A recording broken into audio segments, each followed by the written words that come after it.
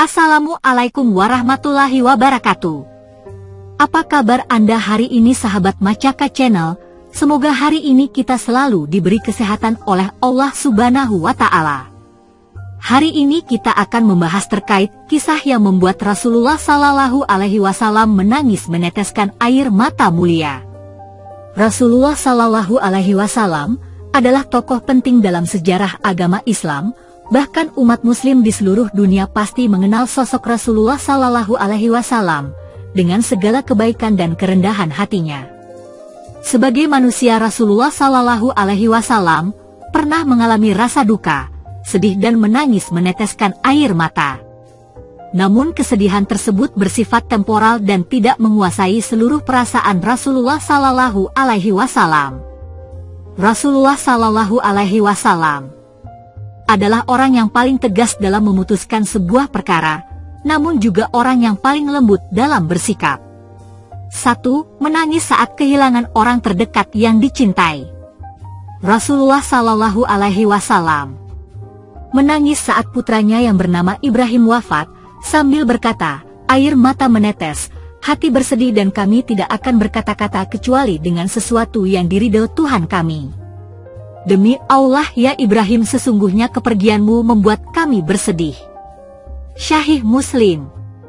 Rasulullah Shallallahu Alaihi Wasallam juga menangis di makam ibunda Sayyidatuna Aminah binti Wahab yang diikuti juga oleh orang-orang di sekelilingnya. Rasulullah Shallallahu Alaihi Wasallam menangis saat kepergian kedua putrinya Ruqayyah dan Ummu Kulsum. Rasulullah Shallallahu Alaihi Wasallam menangis saat kepergian istri tercinta Ummul Mukminin Khadijah. 2. Rasulullah Shallallahu Alaihi Wasallam menangis saat berada di pemakaman. Pada saat memakamkan seorang sahabat sambil memberikan nasihat, Rasulullah Shallallahu Alaihi Wasallam bersabda, "Wahai saudara-saudaraku, bersiap-siaplah untuk kematian ini." 3. Menangis saat sholat. Rasulullah Shallallahu Alaihi Wasallam menangis saat sholat berhadapan dengan Allah Azza wa Jalla. Ini yang sering Rasulullah alami hingga suara isak tangis di dadanya terdengar oleh para sahabat yang menjadi makmum. 4. Rasulullah Shallallahu Alaihi Wasallam menangis saat memikirkan nasib umatnya.